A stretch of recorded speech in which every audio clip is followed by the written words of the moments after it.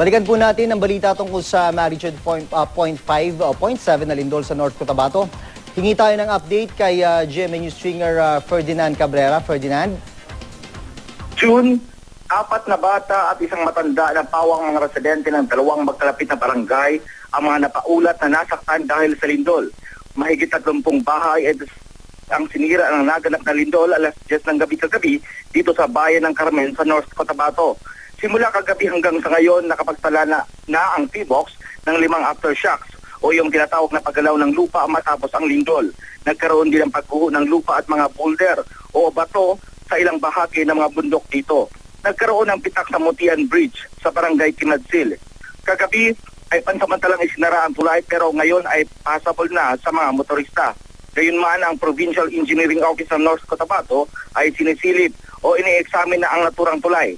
Samantala, nakatanggap din tayo ng ulat na bumagsak daw ang bahagi ng kisame ng Malapak Elementary School. May larawan lang sa atin, June, sa mga manonood ang lakas ng lindol. Ayon kay Lieutenant Colonel Joel Mamon ng 7th Infantry Battalion, natumba raw ang kanyang bisikleta na nakasandal sa pader ng maganap ang lindol kagabi. Patuloy ang rescue operations ng mga otoridad. Tumutulong na rin ang provincial government ng North Cotabato sa mga residente. Sa pinakahuling ulat, nakalabas na sa ospital ang mga nasaktang residente ng lindol at nakauwi na sa kanilang mga bahay.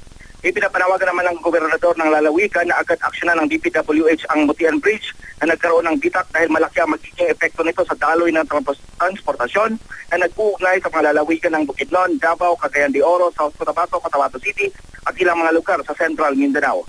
June? Maraming salamat, GMA News stringer Ferdinand Cabrera.